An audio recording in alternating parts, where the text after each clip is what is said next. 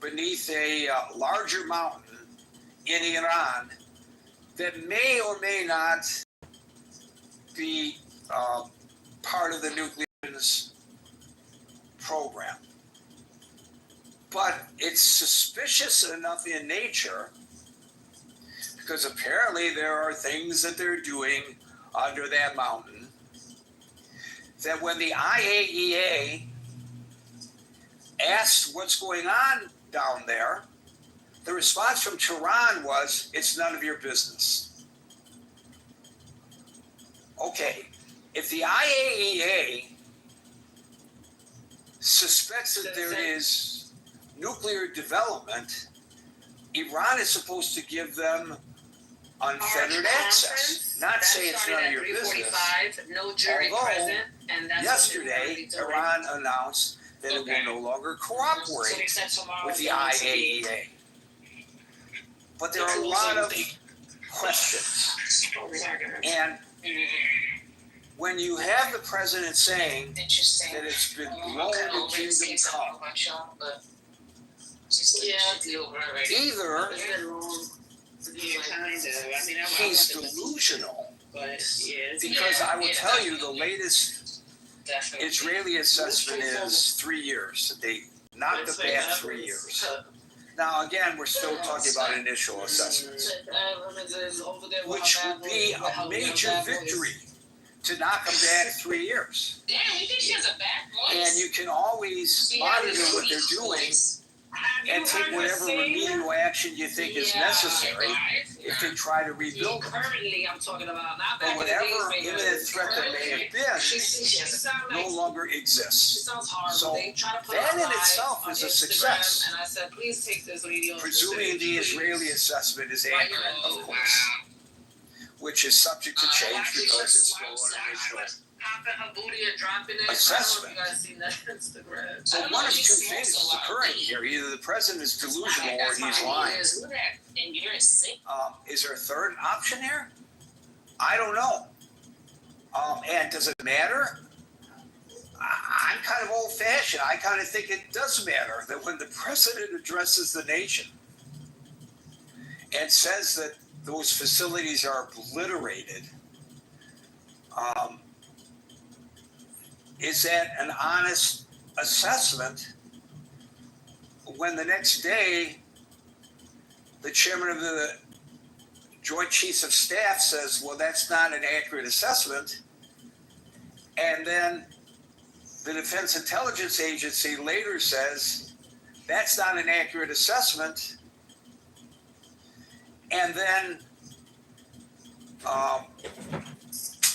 he lines up all these people, Hegseth, Rubio, and Gabbard, to say, yes, Mr. President, your assessment is accurate. The intelligence agency's assessments are not. So it's either delusional on his part, or he's just outright lying. It's, to my mind, unless I'm missing a third option, it's got to be one or the other. What do you think? I will call people in the order in which I see them, and today that order begins with... Gary, thank you for dishing me the ball. Nice to see everybody. Many of my friends, comrades, countrymen, interlocutors. Always great to talk with you all. Yeah, so, I mean, I think, great question. I think... Look, I mean, obviously, but I mean, I think things are still murky as far as what exactly was destroyed. It seems, from what I'm reading, right? I mean, was the enriched uranium moved? Whatever. I mean, I think we're still trying to figure some of that stuff out, which is fine. I mean, this is the nature of intelligence, right? I mean, we're dropping bombs in a foreign country. We're not gonna know everything immediately. Which doesn't trouble me, but I mean, I think that troubles Donald Trump, right? I mean, every day is a reality show. Every day is a headline. I mean, the headline, the ambiguity is not a good headline, right? That's just not how Trump lives or how Trump thinks. And Trump has a really casual relationship with the truth. I don't think I'm opining here, right? I mean, that's just That seems like a fact, right? I mean, he's, in fact, when he was in business, his own law firm wouldn't allow him to do depositions by himself with one lawyer because they're like, he lies to his own lawyers. Like, he would tell us, I mean, the guy just, it's just a default nature, right, in him. And that's not necessarily moral criticism. It could be psychological or whatever. It's just kind of the way he operates, right? And anybody who's been in the New York media scene, as you have, Gary, or my dear friend Norm, or people who know him as more of a a staple for years, know this about his character. For those of you who maybe, or Dominic, I'm sure too, is a New York guy. Those folks who just know him from the national scene, maybe know Donald Trump. I don't know. So yeah, of course, this is I won't speculate on what the reasoning is. I mean, other than this, I mean, I think Trump likes things to be big and beautiful and very powerful. I will say this. I'll just read quickly. Ezra Klein had an expert on Aaron David Miller, who's pretty eminent Middle East expert, for scholar, diplomat. I mean, the guy probably could draw a detailed map of the Middle East in a cocktail napkin. I mean, he's just an impressive guy. And he was saying that he said this in their conversation about just how this thing happened. He said, "There's no question that the negotiation impasse afforded both Netanyahu and President Trump an opportunity to essentially deal with the problem in a different way. But I do not subscribe to the narrative that a clever Israeli prime minister willfully sandbagged a naive president into abandoning negotiations that were somehow on the cusp of a major breakthrough. Trump played an active role in the fiction and the ruse that the Israelis required to implement the first phase of their military campaign, which was the decapitation strategy. Trump's insistence right up until the night of June 13th, when the Israeli strikes began, was that there would be a sixth round in Oman. I think the Iranians were lulled into believing that there would be no Israeli strike until after the negotiations concluded. And the president made a judgment that they had succeeded or failed. Trump rode Netanyahu's tiger once he saw precisely how much damage, how much skill, and how much operational capacity that the Israelis had. Fareed Zakaria had described it as FOMO. That's what essentially motivated Trump, the fear of missing out. He wanted some of that. I don't think that analysis is crazy, right? And I think that Trump went in on the big, beautiful success and thought it was, impressive and wanted to be sharing the sort of impressive glory. And maybe to a good end. Again, we'll see. I mean, I think anybody, Democrat or Republican, has to acknowledge that a reduced nuclear capacity for Iran is a good thing for us. It's a good thing for Israel. It's a good thing for the world, right? I mean, but just how diminished it is, remains to be seen. So you did not answer the question: is he delusional? Well, I mean, for a normal person or for Donald Trump, what are you asking, Gary? Like on a normal person's scale or on the Trump's? Well, I think that speaks to the issue. If you or I were to make such pronouncements, maybe somebody would say, "What are you talking about? You're delusional." But if Donald Trump does so, the default always is, well, that's Judge Donald Trump being Donald Trump. And maybe if he was Donald Trump private citizen or Donald Trump conservative radio show host, that would be one thing. But he's not. He's Donald Trump, President of the United States, right? Yeah, but what you say there, Gary, is key. There's two things that shield Trump here, right? One is there's no sense of shame in him, right? So most politicians caught in a lie, they feel like it diminishes. No, all politicians stretch the truth. All politicians exaggerate. These things happen in public life, but most politicians don't. Most politicians don't enjoy being caught up in deception. They don't like the credibility. They feel some shame. They feel some embarrassment. They try to walk it back. Trump's immune to shame, right? So that insulates him pretty well, right? And so he has no problem lying in the face of being caught in more lies. The second thing is just what you say, Gary. We deal with him very differently.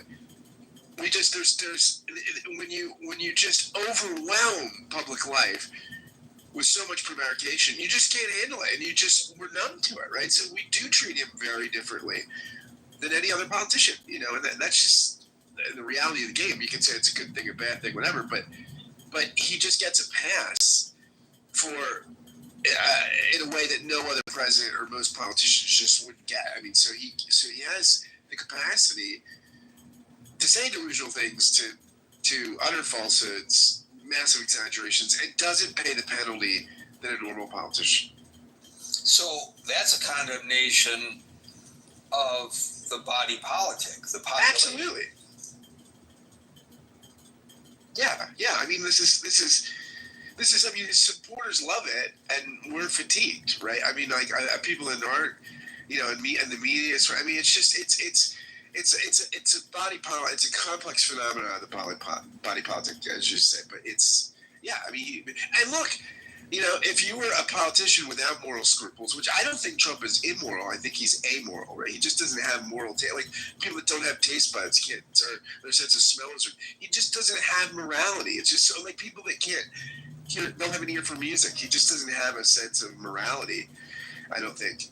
It's just not a concept that he registers in, right? And so if I was amoral and could get away with lots of deception and lie, why wouldn't you do that? I mean, I don't fault him for, if you've got a superpower, use it. Thank you, Scott. Maybe someday we need to do a psychological breakdown of the population of the United States. Why this is acceptable behavior among many Americans, generally half of America. Interesting. Marshall. Because I don't believe the system works anymore. They're frustrated with partially with the lack of change, or like the pace of change. I think that's one answer to it. Do I think he's delusional? No. I think sometimes Trump just says stuff, regardless of whether it's true or not. I agree with Scott. He gets treated in a way that no other politician does. Is it fair that the President of the United States just says stuff? No, not really. Are we going to stop him from just saying stuff? No, never. We will have to deal with 3 more years of Donald Trump occasionally just saying stuff, regardless of whether it actually means anything.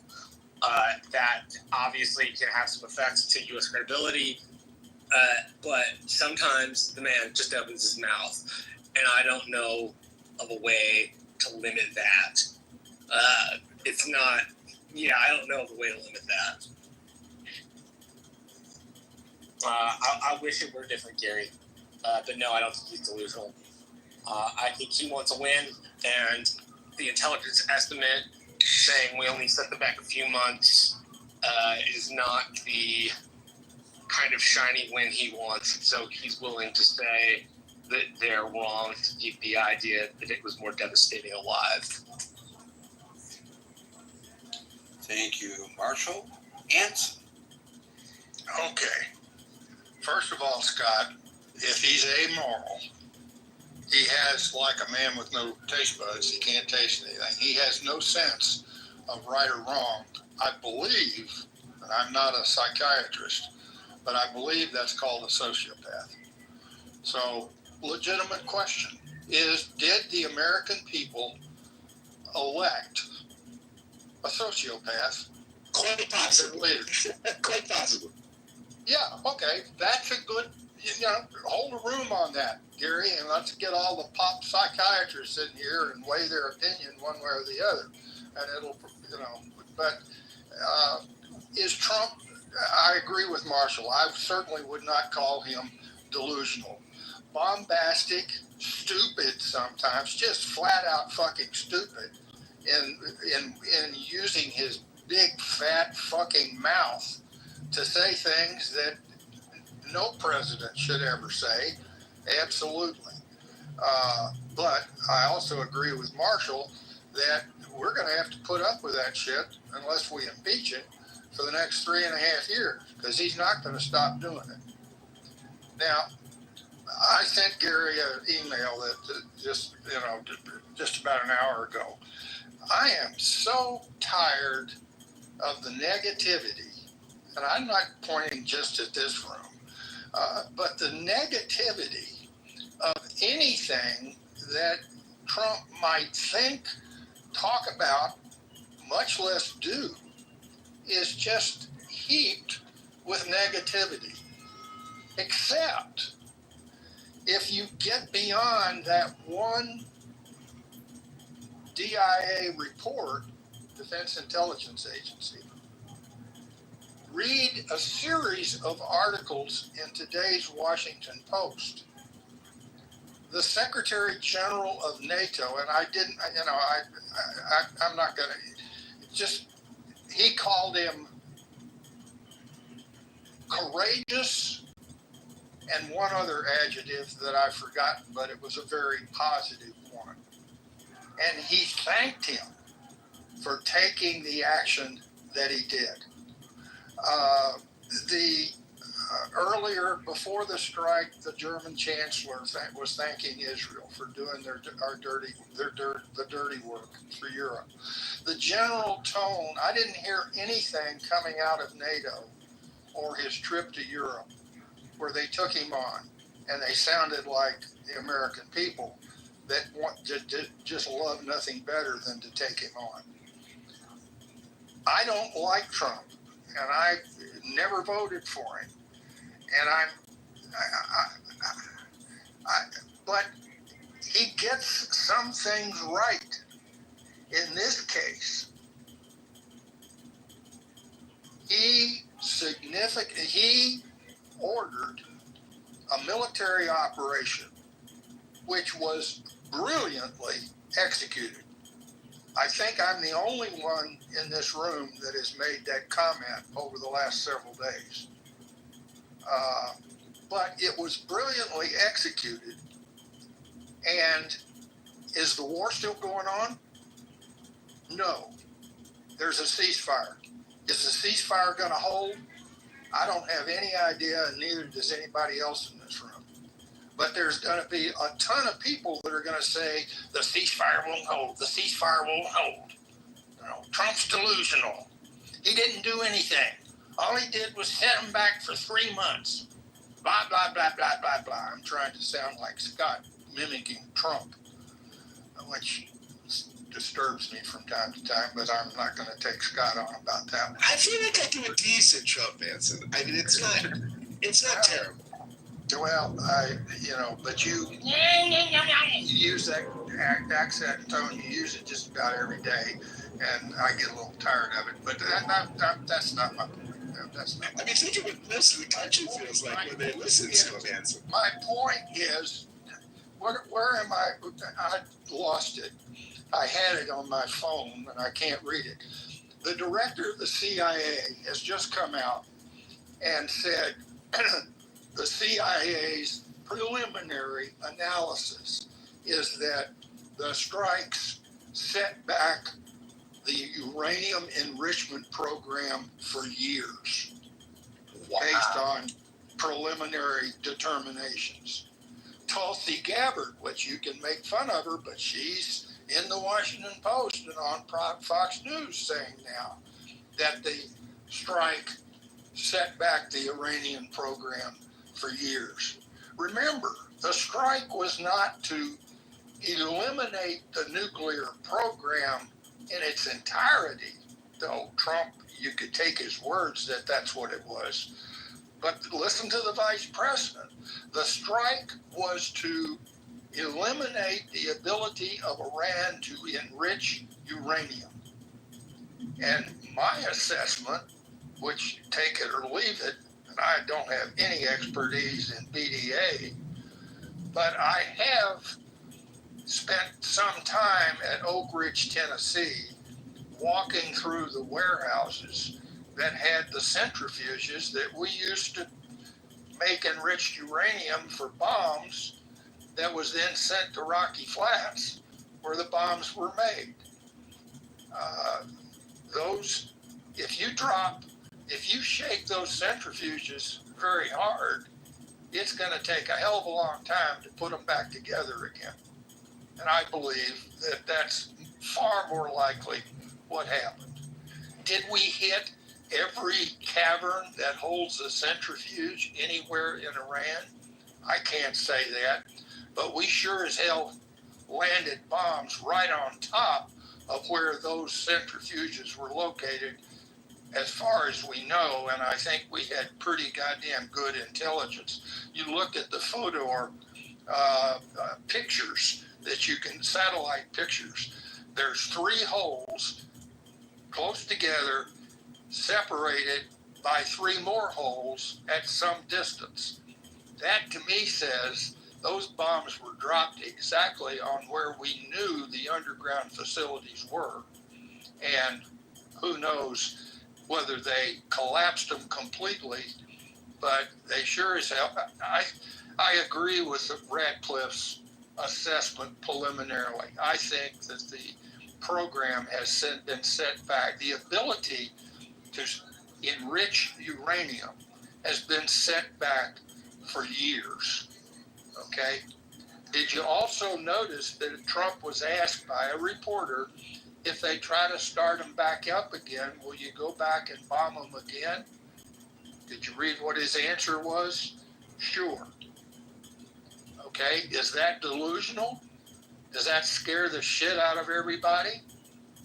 I kind of laughed at it because, you know, who knows? 2 years from now, if there is sufficient evidence that there is massive uranium enrichment going on in Iran again,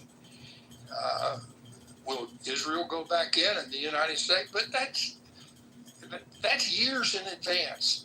I believe my faulty judgment, and it's not because I love Trump, it's not because I love the GOP. I do love the United States of America for all its warts and everything. And I say thank you, Mr. President. It was the right decision, a bold decision, and we can all keep our fingers crossed that we can carry through and sustain the conditions of no war between Israel and Iran and no ability to enrich uranium, therefore no ability to build a bomb for the foreseeable future. And that also goes to your question, Gary, of where is the 900 pounds of uranium, 60% enriched uranium? Okay, we can argue about that. Nobody really knows except some Iranians, and they're not going to tell us. But if they have 900 pounds of enriched uranium, they have no way in hell right now of enriching it to bomb-grade material.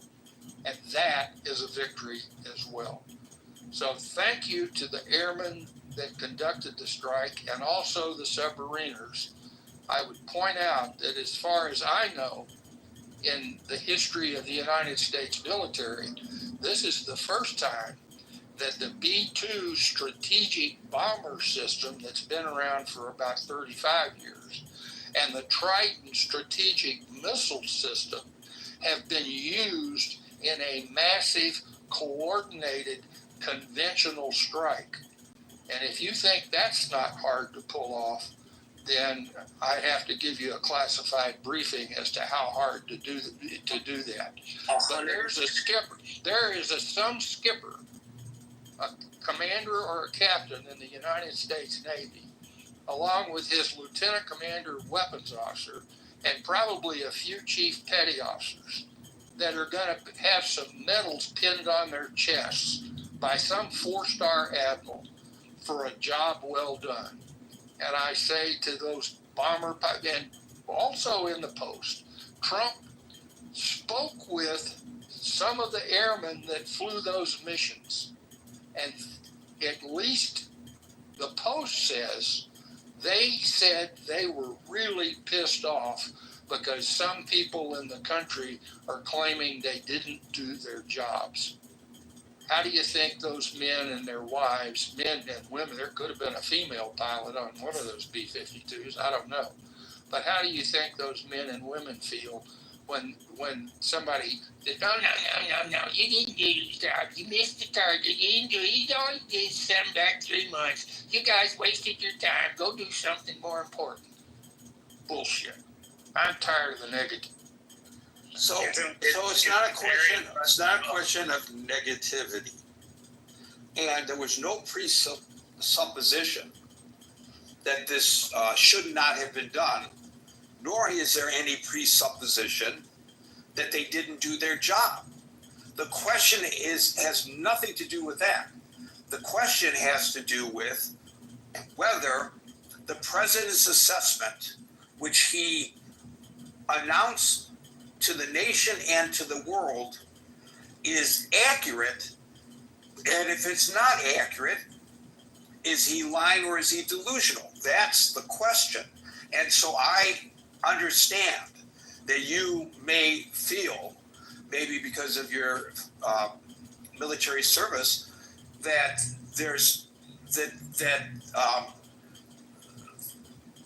we are discussing failures by the military.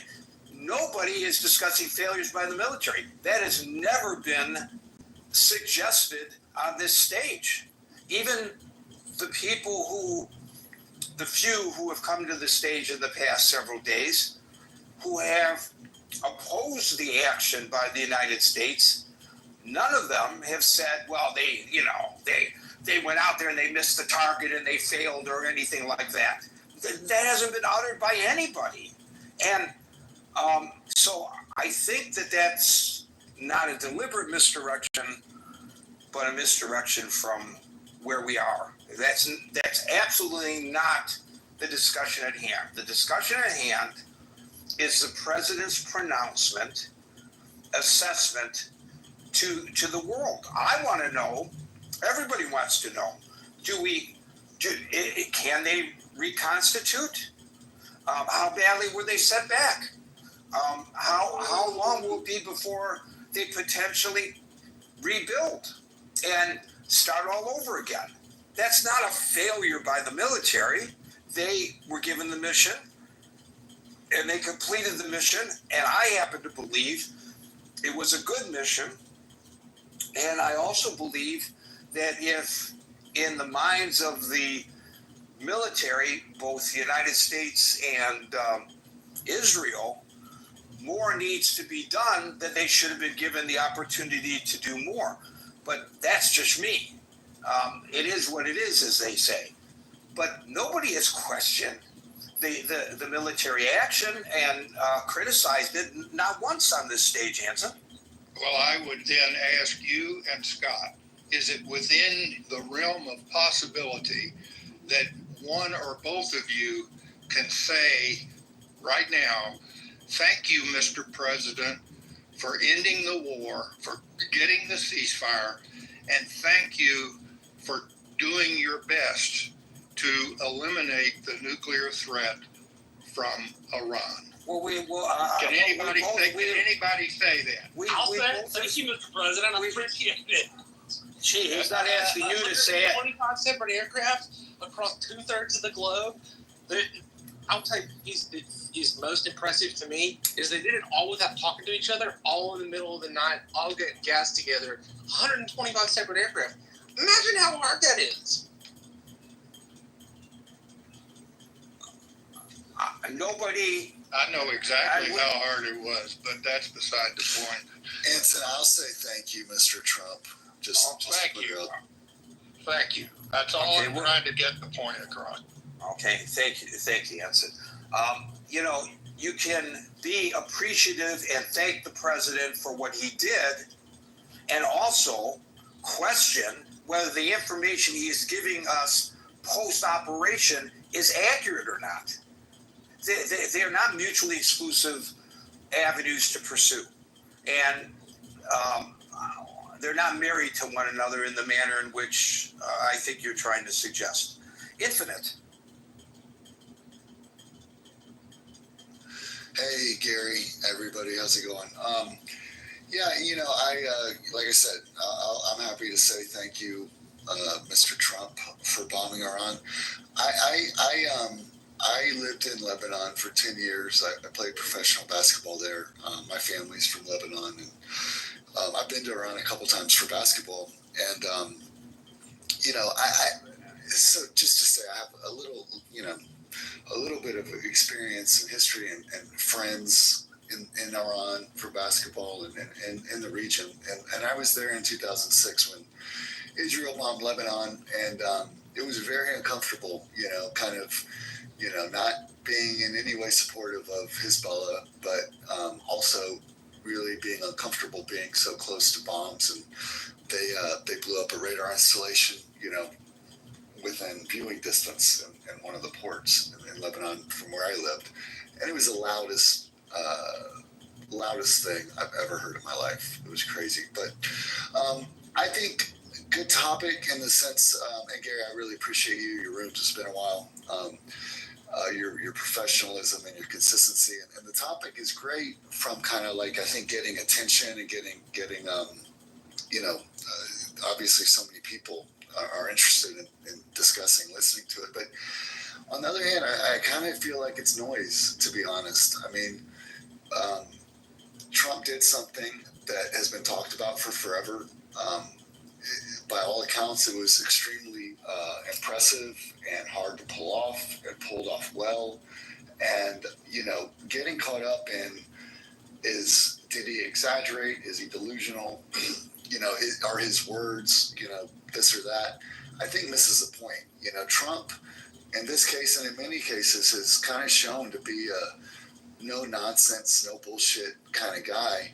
And that's the only thing that works in that region. And,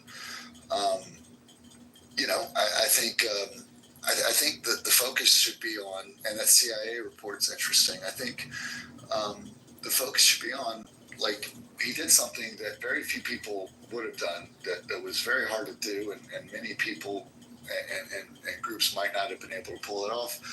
And I think we need to focus on what's next, not like what is the minutia of the BDA, or what's this stupid, low confidence intelligence quote unquote report that, the facilities in a mountain under, they're messed up. And I think years at least, anything can be rebuilt, but years at least is that's pretty much destroying something. So I think it's noise. I don't think he's delusional. And I think rather than wasting our time and energy on this kind of thing and being kind of like, just swayed by these leakers and these, disingenuous anonymous sources, let's focus on what's next. That's what happened in Iraq. We got distracted. I said at the time in Iraq, and I'll finish right here, Gary. I said at the time in Iraq, it's the right thing to do. It's going to be very, very hard. But if they can do it, having a free capitalistic society in the heart of the Middle East would be transformative for the world. That's not our goal in Iran, and I agree with that. But it was a great thing. Iran wants to talk, and they know our president, at least this president, isn't messing around. And I'm worried about, if there's a regime change in America and the schizophrenia and the 180 that can happen so easily, but not delusional. I'm very happy about it. And I just hope we can focus on the future, what's next for that region and the world, rather than this kind of distraction and noise. I just point out that arguably we would not be having this problem with Iran today if Saddam Hussein were still in power in Iraq, because he served as a counter measure to the mullahs in Iran, as we all know. Do you think, hold on, Scott. Do you think that, Saddam was like evil and terrible. And I'm not saying that he wasn't evil and terrible. I'm not saying that. I agree. I agree with your point to a degree, but Iran would still want nuclear weapons. We would still have to deal with it. We couldn't trust Saddam to do it. But Saddam, like I said, it was the right thing to remove him. We needed to be aligned and not divided and have Democrats just try to hope for Bush's failure and vice versa if it's politically motivated. But it was very hard. I don't think Saddam would have anything to do with Iran's nuclear capability, though. It would only increase their desire to, and we'd have to deal with it. Israel would have to deal with it anyway, right? I would just add, because apparently some people think that the question is being raised because of some kind of predetermined distaste for the president. No, I can't speak to other people's positions, but personally, I am just, as I've always been, seeking the truth. And I know, as Jack Nicholson pointed out in A Few Good Men, you want the truth, you can't handle the truth. And maybe, in some cases, the government doesn't tell us the truth because you and I can't handle the truth. But I'm always seeking the truth. And I would ask the same question of the people who got us into the war in Iraq.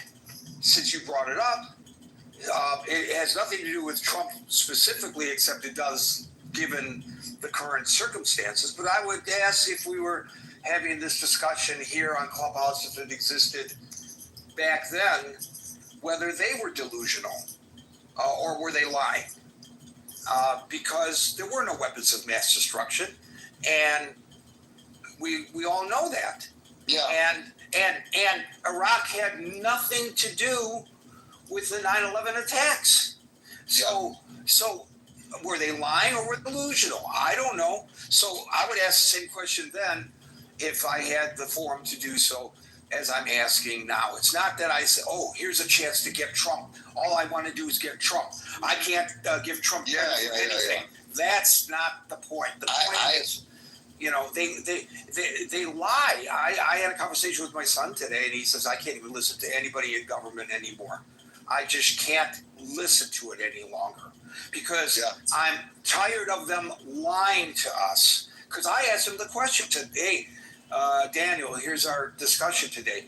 And I said, are they, is the president delusional? Or is he lying when he says he knows for sure the assessment? And he says he's lying. He's not delusional. They all lie. Don't trust anything any of them say. And you think that, I'd be wiser than him, but perhaps he's wiser than me. Yeah. I agree with Daniel, Gary. Can I just ask you? I mean, are you saying it's noise and a distraction to ask whether and expect the citizenry to ask and expect that the president be truthful about an assessment of a military attack? No, I mean, is that what's noise? Well, then what's the noise and the distraction? No, I'm saying that we all know, and we've all learned that's paying attention to this. That BDAs take a while. So the focus on exactly what happened, is like it's disingenuous and it's politically motivated, and so that's what I feel about it. What was exactly your question, Scott? Yeah, but I mean, wouldn't we be in a different position if Trump wasn't making claims that?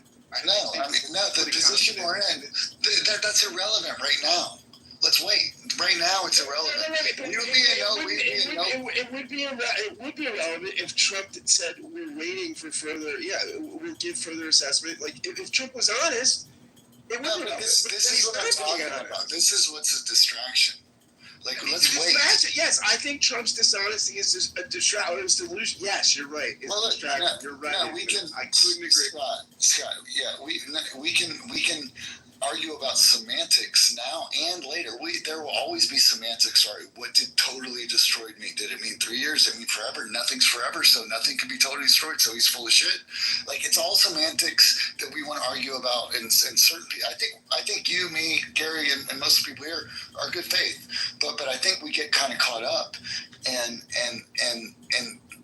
we get hoodwinked by people that aren't good faith to be arguing about this right now. Like, it was clear, Scott, yes or no? Did we And I guess you can't know for sure. We can't know for sure. That's the point. But I mean, it's pretty clear we pulled off an unprecedented strike of immense difficulty and immense proportion.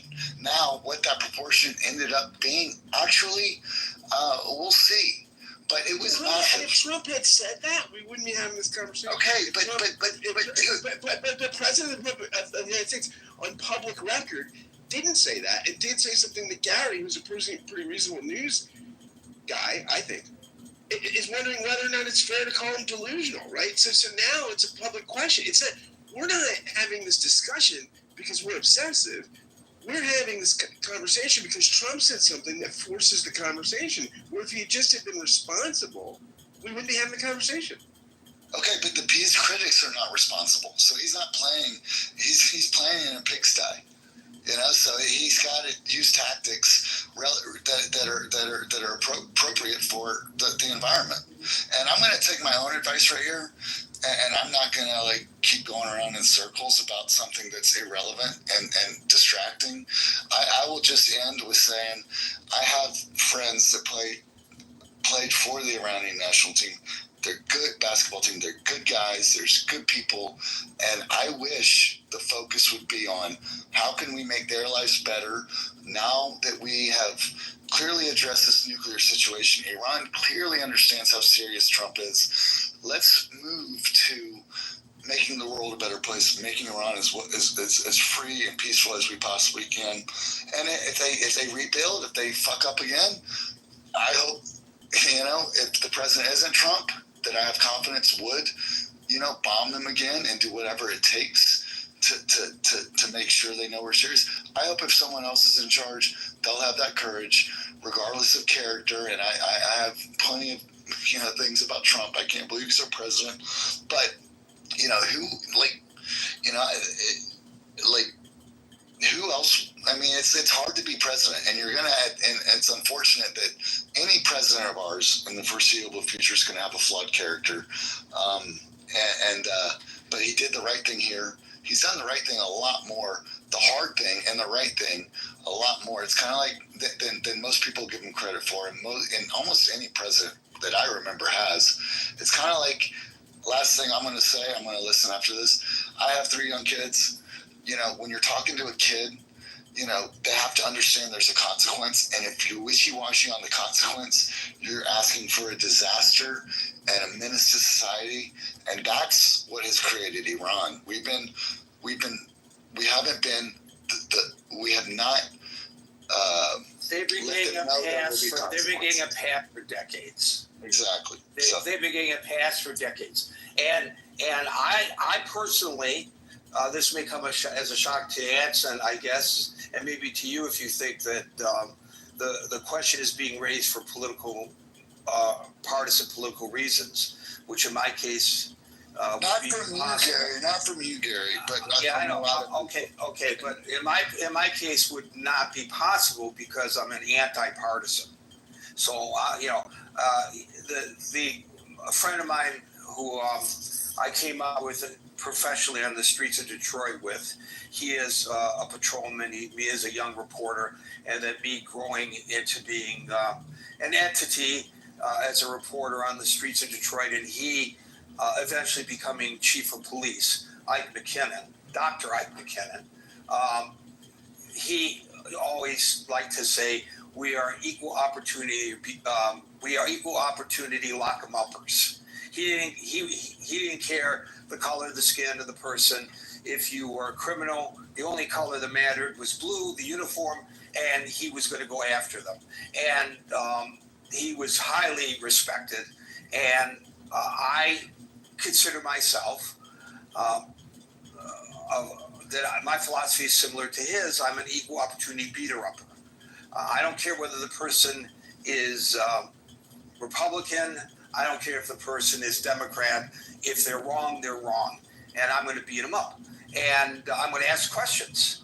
And I think if you're going to make the argument that if somebody, and I know you say not me, but if somebody's going to question whether the president is delusional with his commentary about the success of the attack,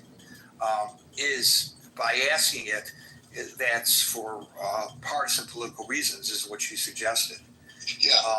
Well, and then I will ask, well, is his assessment the night of the attack that it was a complete success? He used the term obliterated before there were even any satellite images, I think, of how successful it was. Maybe they had them, I don't know. But at any rate, was that politically motivated? You know? So, Yeah. you know, I just think it's a little. Again, I think it's just missing the point just a little bit. It's kind of like I was watching The Last Dance, Michael Jordan 10-part series, and to make a basketball analogy, they were playing Utah in this sixth championship. They lost a game or something, but then they came back and they got up 2-1 with they won by 40 points. They 96-54, the lowest point total in NBA history. NBA history, not just playoff history.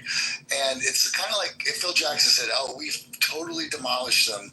Like, you know, and they're like, well, you know, they can still win the series, you know. But, okay, yes. But that game, they got fucking destroyed.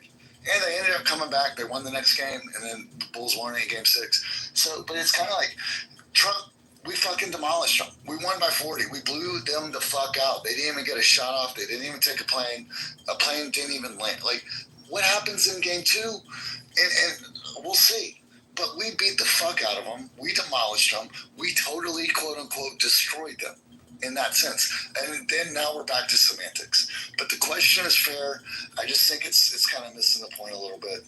And I hope we can focus on what we can do for Iran and the world.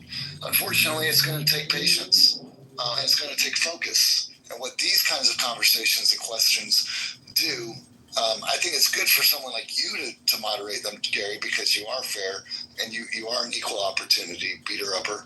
But we're also, you know, maybe giving a little too much attention to people that want us to focus on this instead of focus on other things that I think are more practical and more important and take a lot of patience and focus. So. Yeah, so as example, just yesterday, I pointed out the hypocrisy of Chuck Schumer. Now, when Chuck Schumer attacks President Trump for by calling the attack unconstitutional, but the multitude of unauthorized by Congress attacks that Obama ordered in I can't even remember which the number of countries that I mentioned yesterday when I was looking it up. It was a bunch of countries in the Middle East, and he remained silent. That's politically motivated, for sure. And I called him out on it yesterday. We're now already at 5:57, which means we will no longer be inviting people up onto the stage. But for those who are on the stage, we are now going into extra time. For those who are patiently waiting an invitation on the stage that they will not get because of the time constraints, please feel free to click on the link above and join the very vibrant chat that continues during, before, and after our sessions here on Clubhouse at the Critical Thinking Forum Facebook Messenger chat site. We have 2 Allens on the stage. We are going now to Alan Yoder. Thank you, Gary. Thank you for having me on. So I think I'm in the minority here, but I think that his assessment was delusional. You know, I listened to that the news report that those 3 paragraphs. I read it actually before you were talking about it, and it really sounds delusional to me. So you know, I don't have the report in front of me, but each of those paragraphs is just loaded with stuff that it's not just lies. It's, you know, in a way, is he a liar or delusional? My answer would be yes. I think it's both. I think he's a liar and he's delusional, and I'm worried about it.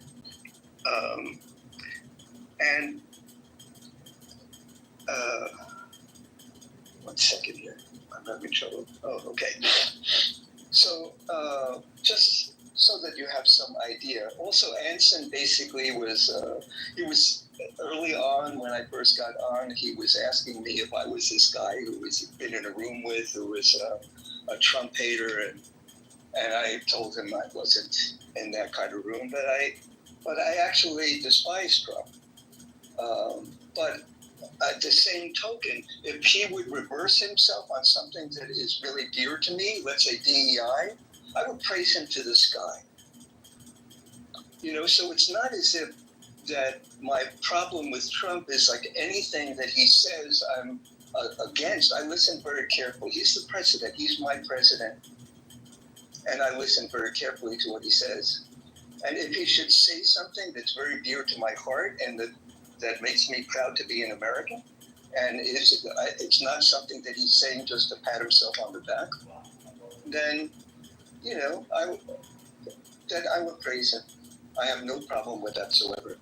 So the 12-day war, and Trump and Netanyahu declare victory. And from what I hear, Bibi is considering early elections to capitalize on this move. But when I think of what's really been accomplished, my head spins. If the idea make either through denying them of their nuclear capability or regime change, it doesn't seem to have worked. And my sense is that I think both Trump and Netanyahu are lying for political survival. Now, I'm a proud Zionist, but I also despise Netanyahu. And my personal feeling is both Trump and Netanyahu are lying for their own political survival. And I think Iran is now more resolved to have a weapon, and soon. And I think the IDF did an amazing job, and I'm very proud of them. And our forces did an amazing job, and our intelligence did an amazing job, and I'm proud of them. And Israeli intelligence did an amazing job. But the objective, to me, seems unfulfilled. I don't believe in what Trump is saying. I don't believe what Netanyahu is saying. And in my conversations with my friends who are in Israel, there's major questions going through many Israelis' minds in terms of what has been accomplished. And I feel in a certain sense we're living in this mass hysteria where we're made to believe that the operation was a complete success. I feel somebody's lying. It may not just be somebody, it may be a few people in power. And I don't know more than that. But in answer to your question, and I'm in the minority position here, yeah, I do think that Trump is delusional. I'll stop there. Whether he's delusional or not, and it was a question that I asked, not a statement that I made, I don't know. But I will say that it seems to me that Netanyahu wanted to go further in this war, and when the Iranians almost immediately broke the ceasefire, and Israel responded, and then the president wakes up a few hours later, and then on the tarmac at Air Force One before flying off to the Netherlands, drops the F-bomb. He's so pissed off at both Iran and Israel for breaking the ceasefire. And by the way, if I have a ceasefire with you and I stand down and you attack me, I have the right to retaliate. But the president didn't see it that way because he wanted to claim victory for having brought an end to this war. By the way, he gives no credit to Qatar for its involvement in this, which may very well have been more so than the president's. I think Qatar was speaking with Tehran and Washington was talking to Jerusalem. But at any rate, he literally calls Netanyahu up and tells Netanyahu to turn planes that were about to attack military targets in Iran around. And Netanyahu says, okay, I will, because knows he needs the support of Trump, and so he judiciously did, probably with a little bit of bile, turn them around.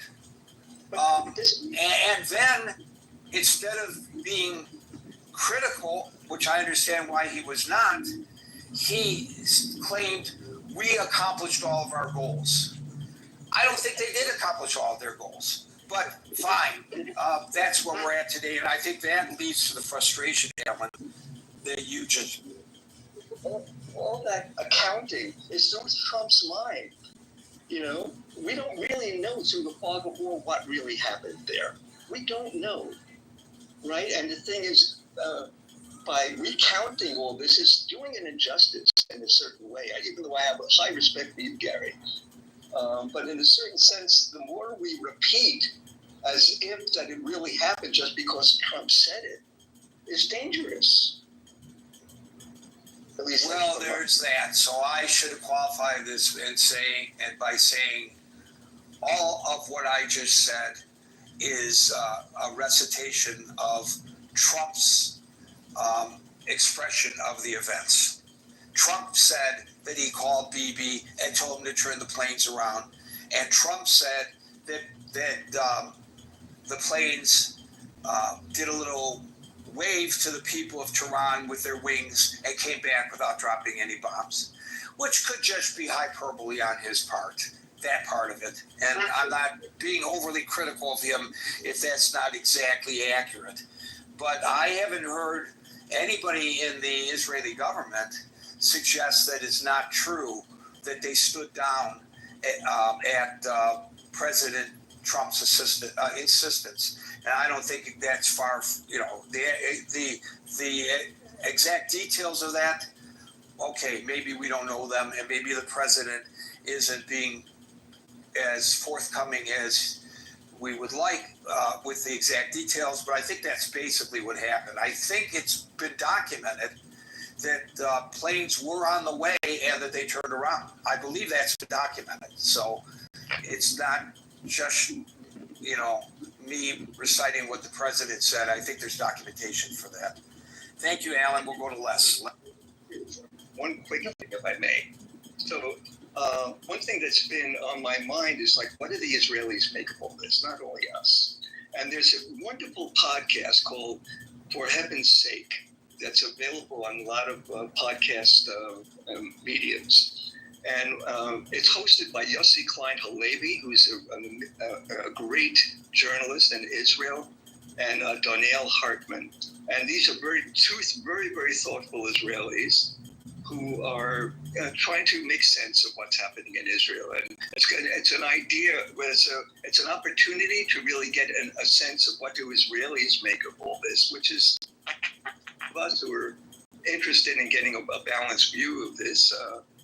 That might be helpful. So it's called For Heaven's Sake, and it's a podcast, and it's available on many different platforms. And since you seem to have at least as much and maybe more understanding of the Israeli mindset, I will just remind you that even before the current situation in Israel, which is not dissimilar from the political situation in the United States, a house divided with Netanyahu, the lightning rod, the same as Trump is the lightning rod here.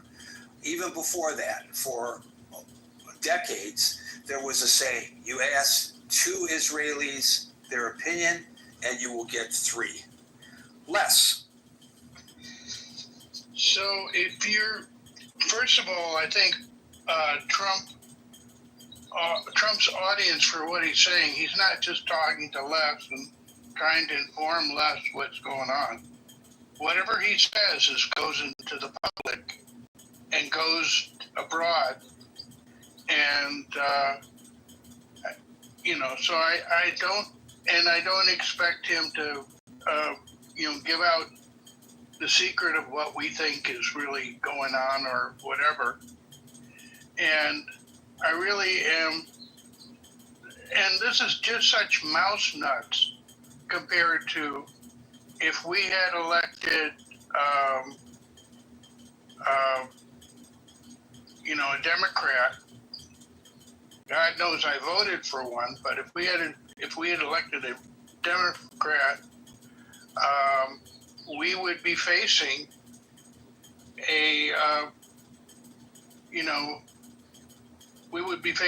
nuclear Iran on its way, and there would be so much dithering that they could run out the clock. And and you still have these Democrats that are saying, "Oh, we shouldn't have done that," blah blah blah. But you know you're going to have to confront these guys sooner or later. And I'd rather have it where they're not nuclear armed and they can't use blackmail. So otherwise, they'll just take these proxies and have them do all this crap. And Israel has to be concerned that they've got the nukes. In terms of, at first I was thinking, well, we should get rid of the Iranian regime, but we don't know what's going to come after it. Maybe it's just the best that it be, weakened. We'd like to help out the people there. God knows how many people have been killed, that are not the right kind of Muslim, or, all sorts of folks got killed, and, where I live. Now all of a sudden, everybody who is a dissident that they can identify as an Israeli spy, and they get about a 5-minute trial, and they're sentenced to death. That's what's going on right now in Iran.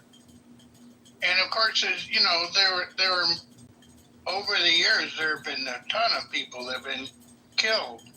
I had a friend that was a Baha'i, and she was explaining what was happening with them, and then the Zoroastrians, right? And there are all sorts of minority groups. It's a mishmash, 60% Persian, and then other ethnic groups just kind of put together. The actual boundaries just set up by France and England after the war, without really seeing anything other than just a map. And but you just can't. We tried that with Iraq, where we kind of got rid of Saddam, and then we ended up with Iran controlling much of Iraq, and we're not better off.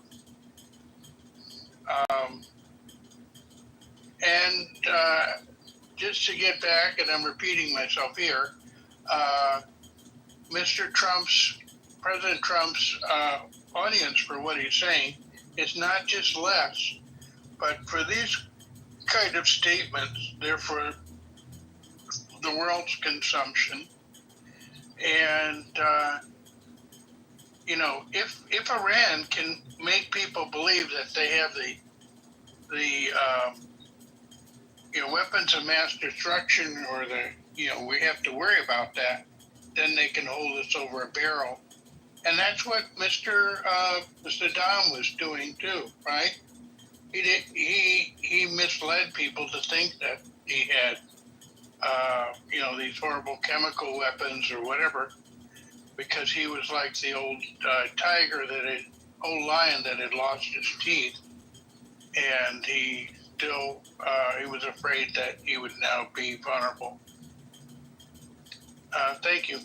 So last quick question. There are a lot of people on the stage, so we have to be quick with this, but I want to ask you, does it matter whether the president gives us and the world a correct assessment of what happened, of the success of the attack, so that we can all collectively ascertain the proper response to that in the future, or what to be concerned about, or is it better off that we just don't know?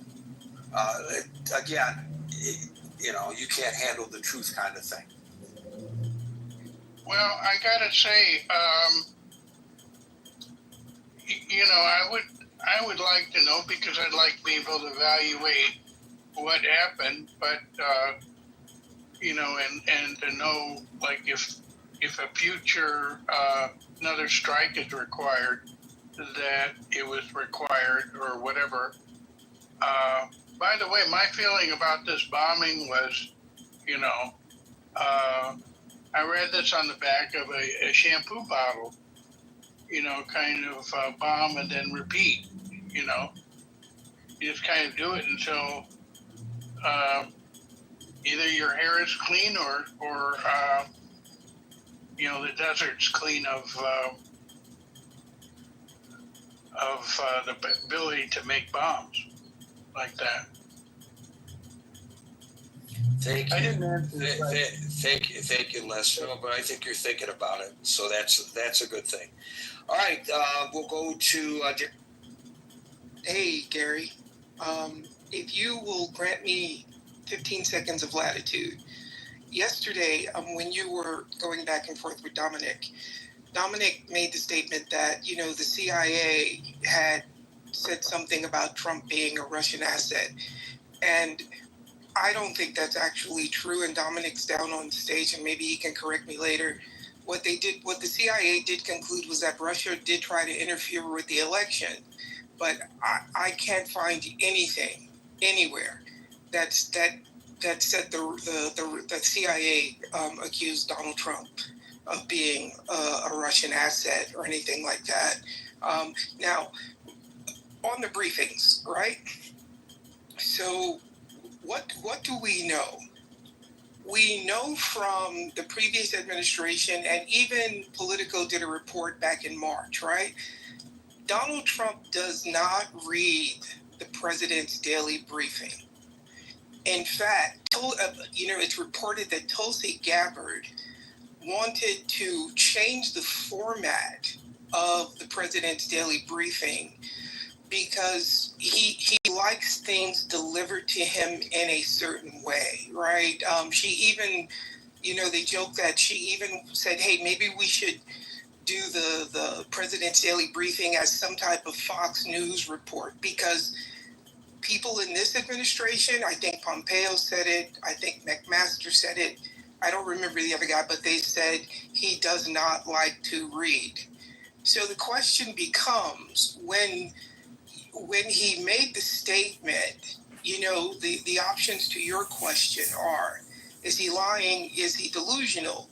But maybe a third option, is he just misinformed because he's not actually reading the information that's being prepared for him daily by the collective intelligence agencies? Well, he rejected the twice now the various intelligence agencies' assessments both before and after the attack. He rejected it. He said to the American people that the intelligence agencies were wrong. So how does he know that? I don't know. It's his intelligence agencies. Maybe he willed it to be wrong, or maybe he intuitively knew that they were wrong. I don't know. But again, it leads to the question again of, is this something that's delusional, or is he just lying to the American people for whatever political reasons he might want to lie? And so I think it takes us right back to the question of the room, and I think it's a fair question to ask, Frank. Yeah, and keep in mind, he's always said publicly that he lives and he's governed his life by his instincts. And he believes that his instincts are so finely tuned that he can walk into a room, assess the room without anybody saying anything, and then make a decision about what to do with the people in the room. And that's kind of like to something Scott said earlier, right? He really, his moral compass is different, but because he believes he's superior. I have a really good friend. I'm only going to say her first name is Lisa. She worked directly for him at Trump Tower for 17 years. And Lisa will always tell you that no matter who is in the room with him, he believes himself to be the smartest person in the room. And even if someone in the room is, like, let's say, more educated than he is, he still believes that he's more like savvy, or he's more street smart, or he's just sharper in some way. A lot of this really is about his ego. And to something that, Anson said earlier, right? Two things can be true at once, right? We don't have to live in this way or that way world. Trump can do a good thing and do a bad thing simultaneously, as long as these two things don't conflict with one another. And he is perfectly fine living in that type of ambiguity. And again, a lot of this goes back to his sense of just being superior to everyone else. He doesn't have to answer to us because he's better than us. And that's not, before someone says that's a negative thing, that's just what it is. I don't think he sees it as being good or bad. I believe he just sees it as, I am superior to you, and therefore I don't owe you the truth, and therefore you should just listen to what I say and get in line behind me, And lastly, how much of what's happening, this is my opinion, but how much of what's happening is what we would call theater, right? So yesterday, Trump goes on Truth Social, and he says that, they got a warning from Iran that the attack was coming in, and that's why there were no casualties in Qatar, right? So how much of what's happening front-facing, meaning front-facing to us, the public, and how much of what's happening behind the scenes, the phone calls, the interactions, maybe the Zooms, whatever you want to call it, how much of that is what's really happening?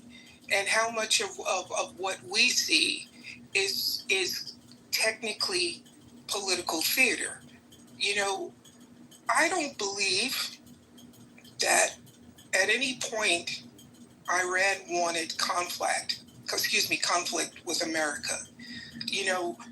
Iran, the largest opponent to Iran in the Middle East is not Israel. It's actually Saudi Arabia, right? So Saudi Arabia, Jordan, Oman, they've all designated Iran as an enemy of their states.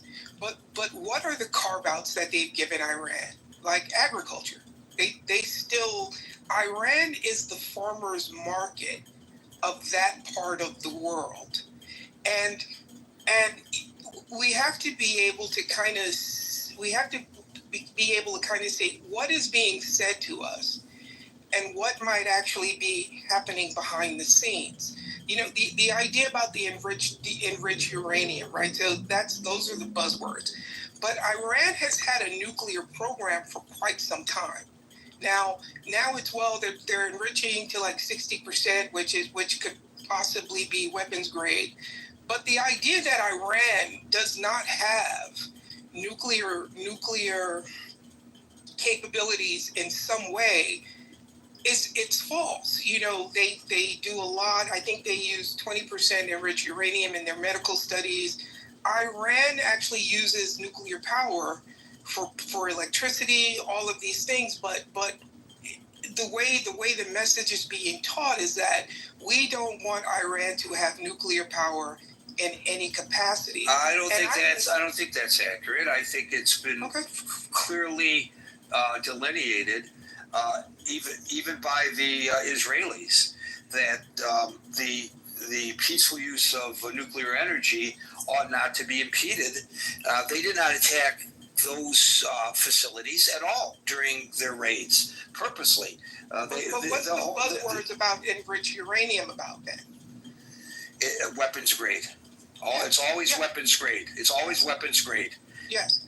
Do you think, I guess my question, if I can just engage with you for a sec, do you think the average person distinguishes between weapons grade uranium? Yeah, I think people understand that nuance, yes. You have more faith in people than I do, Gary. Well, it's been presented. You said it hasn't been presented properly, and it has been properly presented. If people have trouble delineating the difference, well, that's, yes, I know we shortcut on everything these days. Ever since Twitter, it's 140 characters. Now we know everything. Sort of like the president's briefing, intelligence briefing. Yeah, and I go back to that. Is he actually reading the briefings? I doubt it. Because most of the people in his administrations have said he doesn't read them. They're trying to figure out new ways to deliver the information to him so that it is concise and it is delivered in a method in which he actually wants to engage. But for the most part, it seems like, at least with regards to the intelligence agencies, they're struggling to get him to get on board with the way the IAs communicate with the American population or the American public. And to something you said earlier, you said something to the effect of, is the indictment on the president or is the indictment on, the citizenry of America where we are now? And I think that's a good question, and I think that's something that needs to be discussed further. I agree. Thank you, Daryl. We have David's on the stage. We will go to David G. Well, Gary, great room, and obviously the title is asking us to get into the mind of the president and whatever is going on in there from a standpoint of processing reality or his own delusion, as you alluded to, what he perceives as his grand victory here, which is obviously feeds his love of media attention, his love of being the center of attention. But this is not something to be diminished or looked at from the standpoint of this is an absolutely serious pronouncement that he's making with regard to the lives that are involved, the regime that's involved, and the people that want the regime gone. The really people who are on the receiving end of the volleys of missiles, as well as the soldiers and men and women who are risking their lives to go over there overtly and potentially being ratted out. Mossad agents, they're saying, are being found and potentially on trial to be executed. So we're seeing a regime response as well that's going to treat everything like guilty until proven otherwise, and responded in kind with these executions that happened today or yesterday.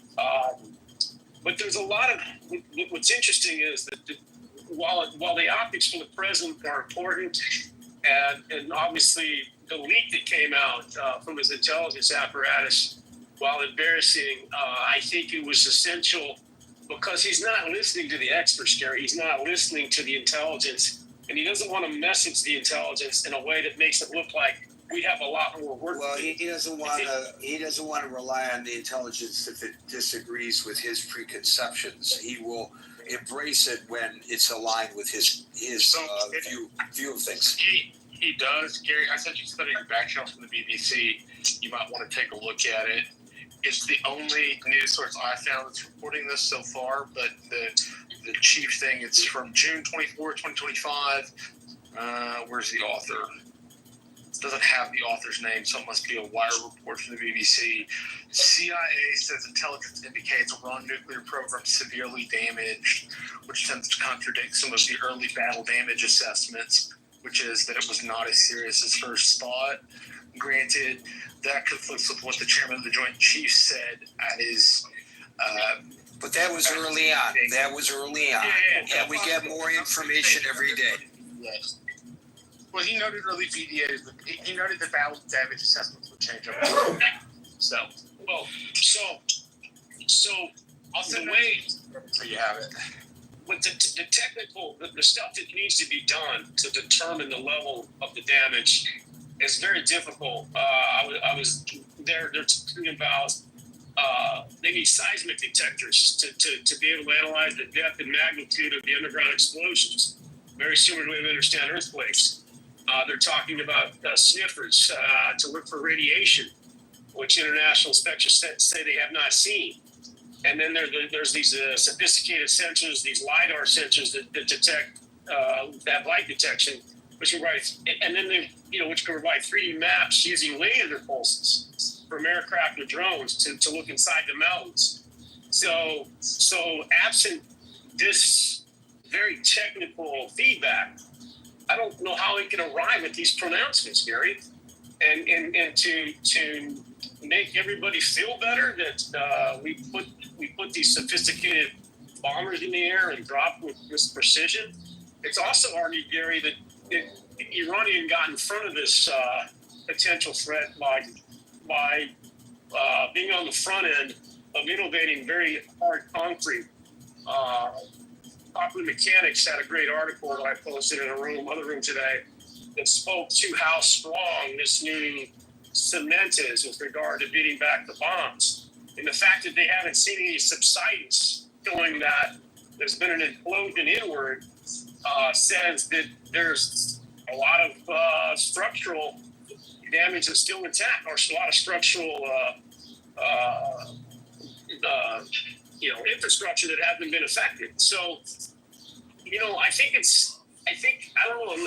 don't know what his motivation is, Gary, why he has to speed this up as fast as he is to arrive at this sort of definitive outcome, which we know is way more complicated and intricate. And I think the American people aren't stupid. They're not going to just buy into something that is as involved as this. And then of course you have the regime and the enrichment, the high levels of enrichment uranium that are supposedly being secretly guarded or hidden, and they can still sprint to a bomb with some of this stuff. So, and we're now pushing the regime into a corner where they're seeing their only way that they can potentially defend their regime is to go get a bomb now. And I think negotiations is the only way to get them back into the sunlight so that we can try to counteract this. Because future bombing and war, unless we really get in there with boots on the ground to eradicate every component of this regime, we're not really getting it done. This is not. We can't just fight a war in the air and expect the outcome to be what it is. So delusional, maybe not, but delusional from the standpoint that he wants a victory. He wants to cement his credentials. He would like nothing more than to appear before the Nobel Committee and receive that prize, which would, in his mind, not something money can buy, not something that crypto grifting can buy. And I think he wants to solidify his legacy with that ultimate hardware around his neck. But we'll see if that can be accomplished. And I'll end there. So I think it's interesting, thank you, David, to contrast his position and that of Netanyahu and the Israeli government.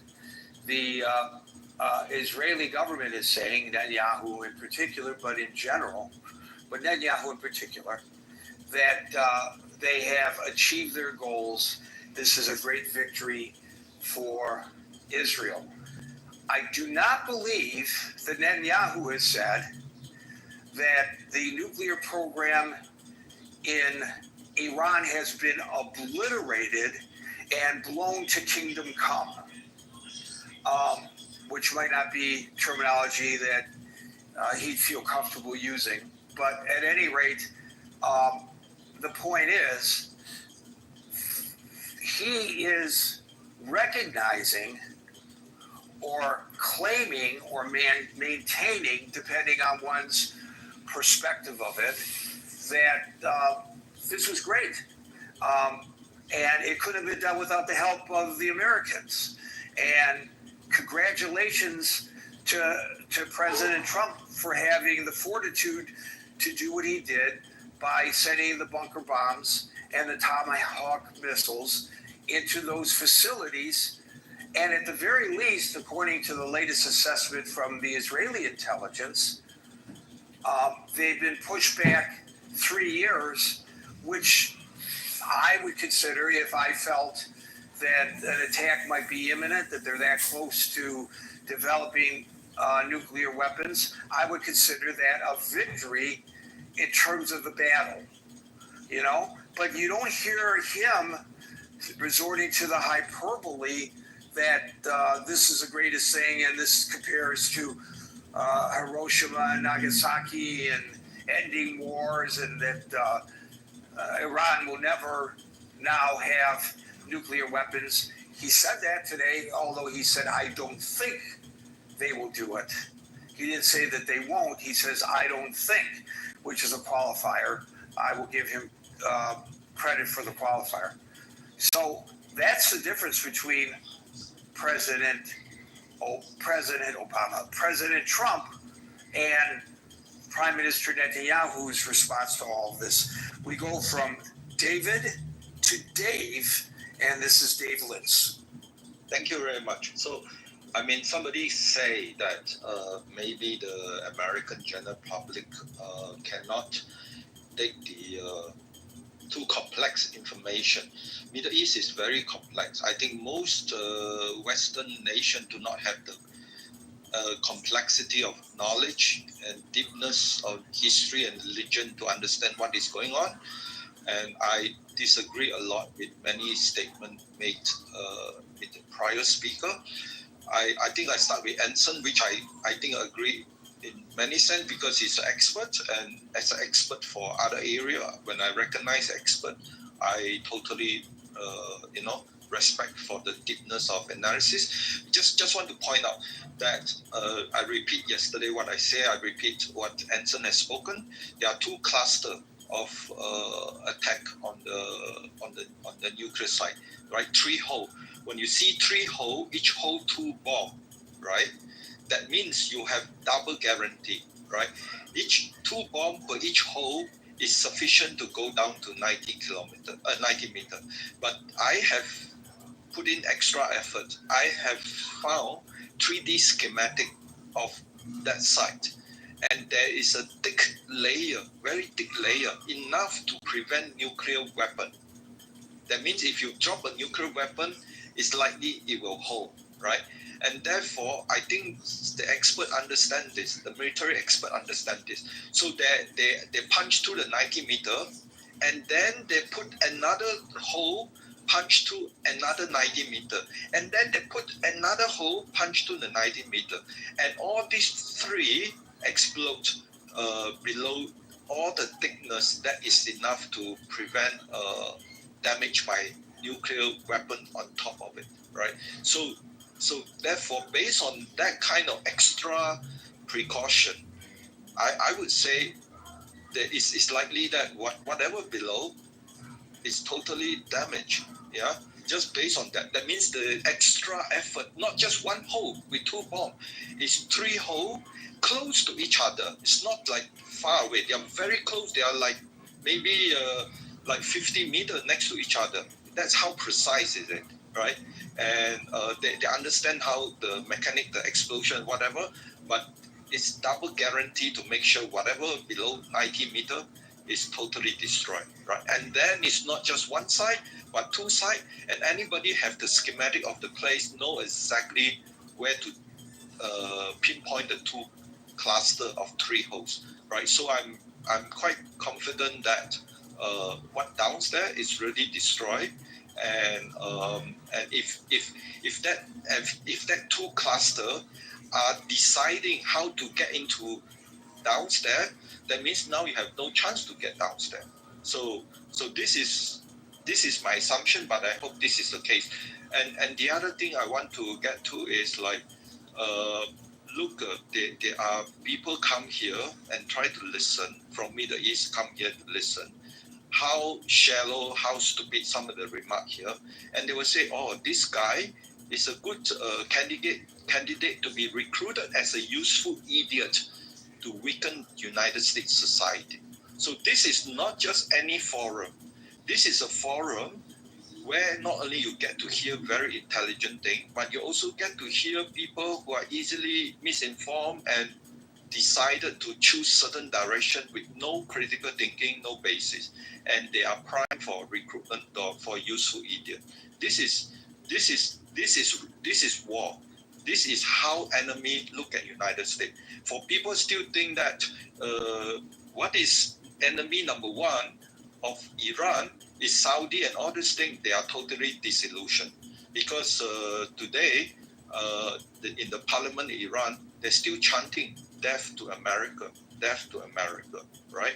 So really you have to understand the history, the religion, the motivation, 1,400 years, all these things before you can really know how the people there behave. I think one of the guy, I can't remember his name, Limit or whatever, he played basketball and he said correctly, this is the only way the people in that region understand strength. You want peace, you first show the strength, you show the decisiveness, you show no compromise, no nuclear weapon mean no nuclear weapon, right? So that's why Anson said, a reporter said, what happened if they develop again? Then Trump said, bomb again.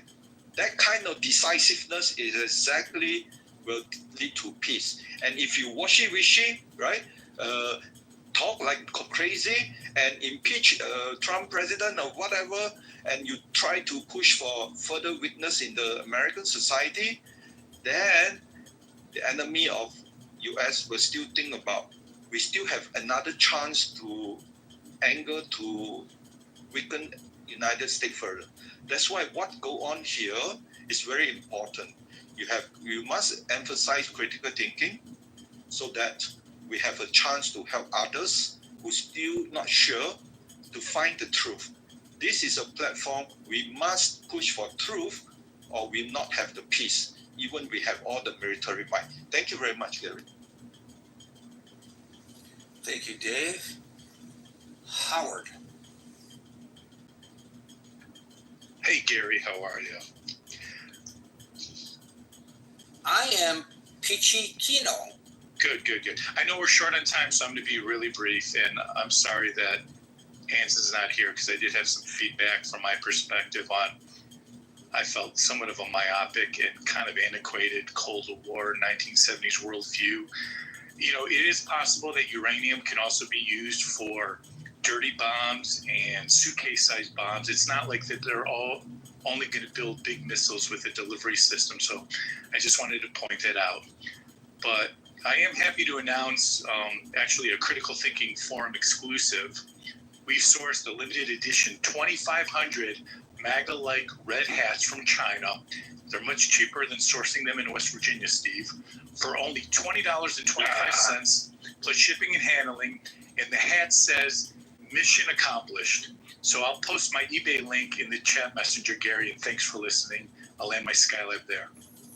American capitalism at work with the assistance, of course, of slave labor in China. Thank you. You are a, as Mark Levin would say, a great American. Dominic. Hey, Gary, I'm going to be quick because I want to hear from Steve. 2 points. I forget who was talking. He said I said something wrong yesterday. If I did, I apologize. But I went back and looked at some reporting. So I went back to Maggie Haberman. I think she was working for the New York Times at the time. And Maggie published several stories, basically, that challenged the narrative presented by the U.S. intelligence community regarding President Trump's connections to Russia. And she positioned herself as an independent voice, which I respect. And then there's another reporter, and I'm trying to Miranda Devine. She worked for the Post, and she spoke quite openly about the work of the FBI, the Steele dossier, and the work that the CIA did in collaborating with that report on Donald Trump. So I'll just leave it there. I don't want to take any more time. The main point I wanted to mention, Gary, was the apparent lack of interest in the leak that CNN got, which was a leak of classified information. And I was trying to see if CNN had actually received the document. Did they actually receive a classified document on national security? And apparently they did not. What they reported is that they had reviewed the document, but not had actually received it. Dominic, isn't receiving a crime? No, it's not. No? Okay. No. Well, no, receiving is, reviewing is not. And so I went back and I took a little bit because the report that was leaked was published on a classified intelligence network called the Capstone Network. It's called CapNet. And whoever leaked that information to CNN apparently got it off of CapNet, which is where this preliminary document was published. And apparently, the government knows everyone who logs on to that network. So the investigation is going to be taking place as to who gave that information to CNN. And the question I have is, I wonder why CNN didn't tell the people that the document was classified intelligence. And they did not report, when they gave us the information about what it said, they did not say that it was surreptitiously obtained classified intelligence. And I think that is, Gary says I can criticize journalism. I wish they would have told us that. Anyway, that's it. That's all I got, Gary. Thanks a lot. And obtained surreptitiously. I'm going to look that up and see whether that's true. And I wasn't being critical when I said that you critique the media. I just made a statement of fact. Steve, and then Alan heads up. You follow Steve, and you are our final word. Steve? Yeah, Gary, before I comment on anything, I just want to preface it by saying this. When I lived in North Carolina, one of my really good friends and helped me get into computers, I later worked on a regional team, was head of electronic warfare at the Special Warfare Operations Center. Now, this guy is a guy that when Delta Force goes out, he's the guy helping them with everything they need electronically. And me and him was having a general conversation one day. And what he told me, which he had no reason to lie, he's a good guy, straight up with me. We have stuff that if the American public knew about would blow their minds. So before we start saying that Trump's being delusional, and before we start talking about all these bombastic things that we attribute to this man, there's probably stuff that he's receiving in the Oval Office in real time and after the strike that is beyond probably our wildest fantasies to imagine.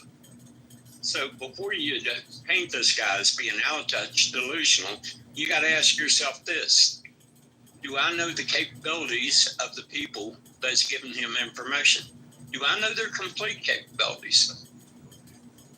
Do I know what they're able to give him?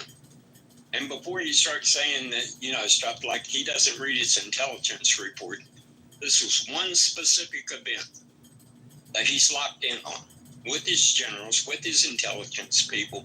It's not like you're reading a review of all the things going on all the way around the world. No, you're locked in on one thing, and it's very important to him. So before you could call someone delusional, you'd have to have all the facts that they had at your disposal, or else you're being delusional in your assessment of it. And I just say this, that I don't think and I don't think we should, because it compromises national intelligence. We have no idea what their capabilities are.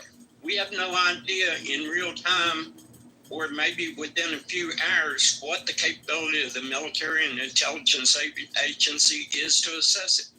Furthermore, if we're talking about it's totally destroyed, I think he's probably referring to not that they tend to move 60% uranium around somewhere. I think he's probably talking about the production facilities that was going to take that uranium and turn it into 90% weapons grade.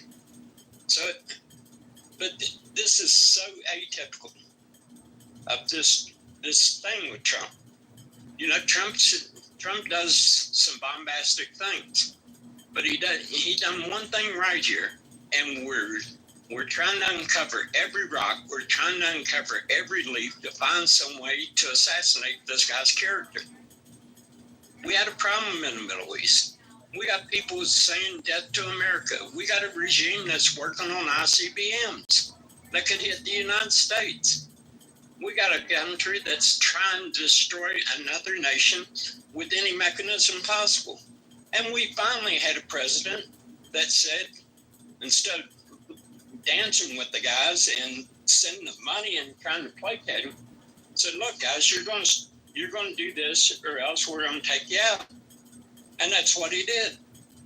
So I think before people pronounce that all his words are delusional, you might want to just consider that.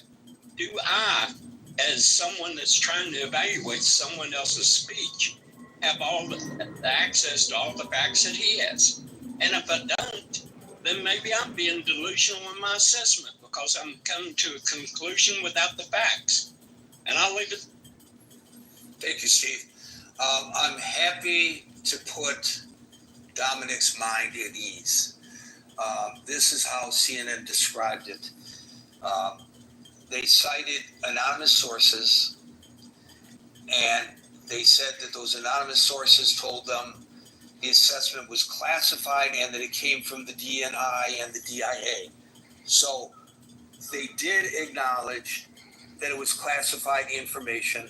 They also, by the way, repeatedly called it early intelligence assessments. In fact, even today, they are referring to the intel that's coming in as early. So you use the term surreptitiously. I don't think that I could find any place where they actually use the term surreptitiously, but they did note that it was an anonymous classified preliminary report that was leaked to them. And the leak has been viewed as unauthorized, but CNN did frame it as reporting on classified intel received. And so they did meet the criterion that you threw out for them to meet, Dominic. So bravo to you for holding CNN's feet to the fire. Okay, Alan, you get the final word. Well, Gary, first of all, I'm really eager to be on topic, so I'm going to answer your question first. And I want to make sure that you agree that I've actually answered it. Yes, absolutely, he is lying. Secondly, he probably is also delusional, but if it's a radio button where you have to say yes or no, he is absolutely lying. Have I answered your question? Well, you answered it directly and to the best of your ability, and whether people agree or disagree is another matter. But yeah, you're addressing it. Thank you. Secondly, I have great respect for Anson and for Steve and for many others on your stage. But Anson raised the question of saying, thank you, Mr. President. It's kind of like saying, thank the arsonist who put out the fire. We had a nuclear agreement which allowed us to monitor the Iranians, and Trump tore it up because he wanted to be the star of the show. That's a huge problem. And so I say, I'm not going to say thank you to the arsonist. Finally, I want to get to something that Scott said both yesterday and today. I think it's true to some extent that all presidents lie. But there is no doubt that this president has brought lying to such an extent that Scott says he's amoral, which I agree with, and that everybody knows he's lying. We have never had a president who everybody knows he's lying. Truthfulness is the foundation of any relationship, whether it's a marriage, whether it's a working relationship between two people. I don't know how you can have any kind of a useful relationship when there isn't some level of trust. So to me, this is really why I believe that Trump has brought us to a new low level that just can't even, I never even imagined we would see. Thank you. So as you were speaking, and yesterday I addressed this, I said some people felt that the JCPOA, the Joint Comprehensive Plan of Action, that the current president, withdrew from in 2018. Some people felt that it was working, and some people felt that it was just giving Iran time to use the term that Dominic used, surreptitiously continue developing its nuclear weapons program. Since I made that comment, I decided to do a little bit of research. And I wasn't going to mention it, but since you brought it up, I just want to point out that not only independent experts and U.S. intelligence agencies, but even the Trump administration's own assessments at the time found that the JCPOA was effective in restricting Iran's nuclear program when the president withdrew from it. Now, I'm not arguing in favor of his decision or in opposition of his decision, but I was pretty ambivalent about it yesterday, and maybe I'm still ambivalent about it today, but I thought it was, for my own edification, I would do a little research, and that's my little synopsis of the research that I did yesterday, that even his own administration agreed with you, in spite of the fact, I guess people in the administration agreed with that. And we know that that administration was different than this administration. There was dissent within the administration that is not being tolerated this second go around. I get it. But I think that both Barack Obama and George W. Bush articulated very well the value of a president listening to diverse points of view and then making a decision after giving those diverse points of view careful consideration. In this case, I think the opposite is happening. And the reason I feel confident in making that observation, and this brings us full circle to where we are today, the topic of the room today, is Tulsi Gabbard changing her position on her assessment as the Director of National Intelligence to come in alignment with the president when the president's assessment diverged from hers. So it's sort of like the tail wagging the dog, I guess. Or maybe that's not a good analogy because it's the president and the president isn't the tail. But you get my point. Thank you, Alan. I get your point. I thank you. And I do want to say one last thing. Next Monday, we're going to talk about, in my brain trust, we're going to talk about Johnson to Trump. And a lot of it is based on McMaster. Yeah, it's going to be very interesting. So I want to invite anybody to come to that. Thank you, Gary. And you have to say when that is. That will be after your room on Monday afternoon. It'll be at 4 Pacific, 7 Eastern in the Brain Trust. Well, you better hope that I get out of here by 7 o'clock. And so that I won't come so that we don't talk too long. Thank you, Gary. Okay, thank you, Alan. Well, it is about almost 7 o'clock. So with fingers crossed, we are here Monday through Friday from 5 to 6 p.m. New York time. So until 5 p.m. New York time tomorrow. For the next edition of the Critical Thinking Forum, everybody be safe, be well, and peace out.